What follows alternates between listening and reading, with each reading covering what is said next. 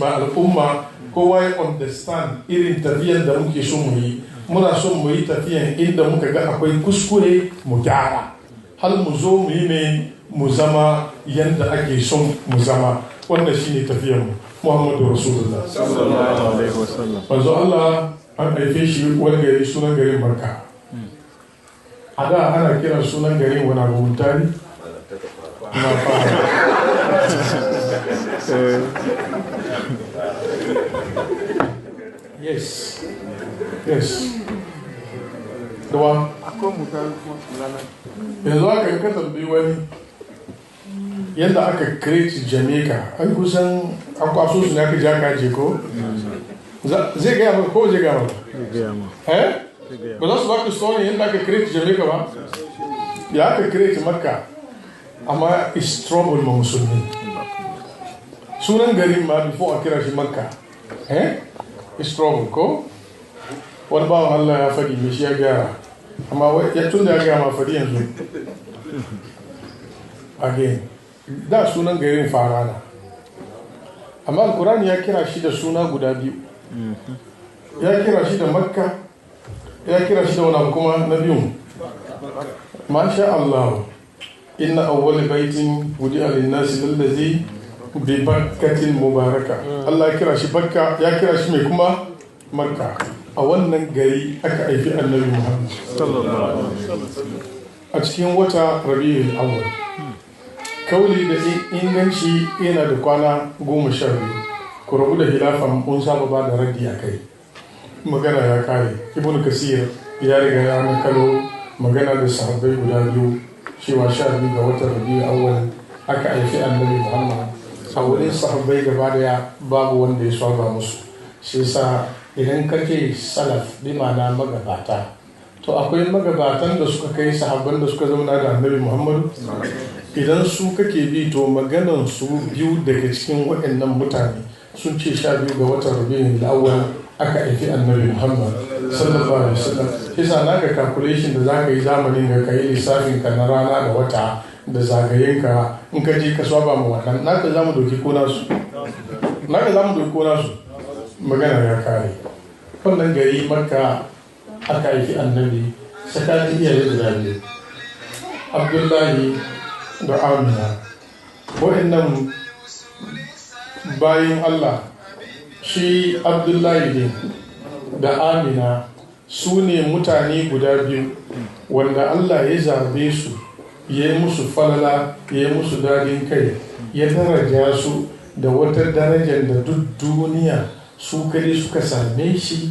kuma sun tafi da girman kenan ba za ta sake zuwa abun kowa ba shine sun aiki Muhammadu Rasul da za a tattara duniya gaba daya su zama namiji guda mazan duka matan duka su zama mace guda su haifi duk abin da suke son su haifi ba za su haifi irin dan Amina da Abdullahi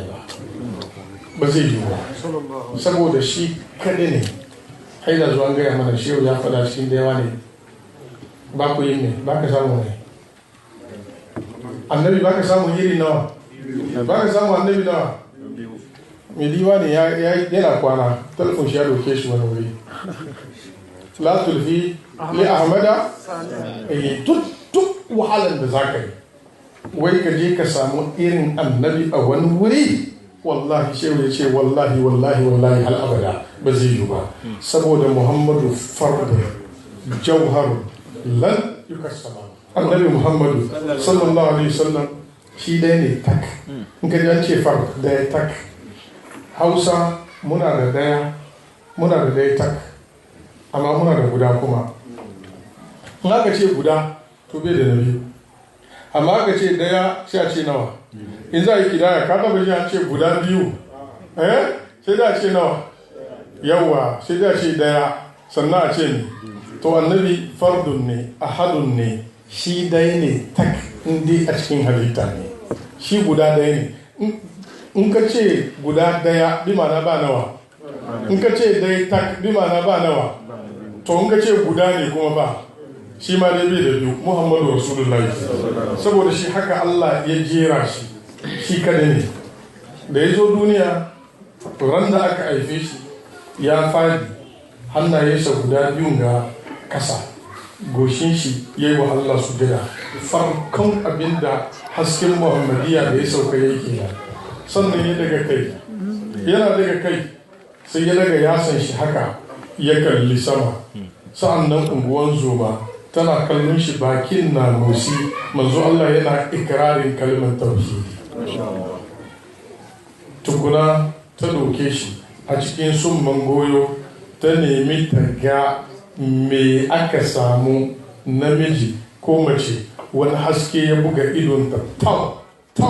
tau ita da kanta ta yi kara ta ce namiji ne amma ba ta ga menene ba a wurin nan saboda karfin da aka samu a jikin shi da irin kiran da Allah madaukakin sarki ya mishi saboda shi Muhammadu Rasulullahi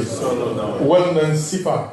wannan wuri da Allah ya kireti ma kowane irin namiji idon wani ya yi kadan ya duba wannan wuri tun zuwan shi duniya don haka Allah bai yarda an yi mai kakiya ba kan ya zo da kakiyar shi ya zo da ya sauka an yanke mishi cibi sannan gefen kirjin shi Amina tana kallo lokacin da mala'iku suka shimfida shi suka kawo wani farin kyalle suka bude shi sai suka fidda wani stamp a ciki sun ka dibiya cikin wani tasa suka doki suka dangwara a kirjin annabi Muhammad ta dama wannan shine khatimin nubuwa da shehu malam Hamis Dazu ya ba mu labari wanda shine sababin musuluntan da yawa daga cikin ainihin yahudu domin an ba su labari cewa yana da tambarin annabci a kafin shi nana Amina tana kallon lokacin da mala'iku suka sauka da farin kyallin suka bude suka doko wannan tambari suka dibiya bisa kan kafadar annabi Muhammad sallallahu alaihi wasallam ta riga ta gama ba da labari tun daukan cikin shi har da ta haife shi babu wani abin da ta ji na amai ko ciwon kai ko ciwon baya ko nauyin jiki abin da ya sa ta san tana da ciki saboda al'adar da ya saba zuwa bai zo ba shine kawai abin da ya differentiate mata halinta hal aka zo cikin ya so mai yana girma zuwa lokacin da ta haifi annabi Muhammad sallallahu alaihi wasallam a wannan dare a lokacin da za ta haife shi ba kowa a gida shi daya ita kadai ne a cikin daki kuma kun san wata in ya kai 12 to ya fara haske domin zai sauran shi kwana 2 ya cika sam sai sa hasken watan na da karfi kwarai da gaske lokacin nan kakan annabi Muhammadu Abdulmuttalibi ya tashi ya tafi Kaba ya je yana addu'a yana roƙon Allah idan Allah ya sauke Amina lafiya in ya ba ta da namiji zai sa mishi suna Muhammad yana cikin wannan hali aka kira shi aka zo aka ce da shi Amina ta haifu da zuwa sai ya doke shi sai ya ce na sa mishi suna Muhammad na Amina ta yi mamaki domin lokacin da take da cikin an ce mata idan kin haife shi ki sa mishi Muhammad saboda shi abinda ke wurinta na ainihin ruya da ilhama Allah madaukakin sarki ya mishi ilhama an ce sirrin ya sa mai wannan suna yayin da ya yi tafiya an ba shi labari cewa lokaci ya yi da za a fi annabin karshen zamani kuma zai fito a garin Farana zai fito cikin Qurayshawa a cikin kabilan a cikin 'ya'yan Qusayyi ibn Kilab shi kuma cikin wannan zuri'a ya fito amma uwarsa za ta fito cikin kabilan Banu Zuhra ne amma wannan yaro sunan shi Muhammad sai ya dauki alkawari duk wani da namiji da za a haifi mishi cikin dangi zai sa mishi wannan suna don haka da dawowar shi sai ya wuce garin Banu Zuhra ya je ya auro mace wannan mata da ya auro ita ta zo ta haifi mishi da namiji shine Hamza yayin da aka haifi Hamza ba shi nan sai sa dan uwan shi ya sa Hamza suna bai san Muhammadun ba ya sa mai Hamza sai sa yana dawowa lokacin da zai ma Abdallah aure ma'aikin annabi Muhammadu sai koma Banu Zuhra kuma ya je nan Allah ya kaddara sai ya samo Amina don haka mai sunan Allah ya bar mai sunan shi yadda Allah ya ga dama kenan ba ka da Muhammadu farko da shine Hamza wannan shi yasa uwan Hamza ta fito ganin Banu Zuhra ne don inda baban shi je auro kenan da zai sake yi madan shi aure sai ya je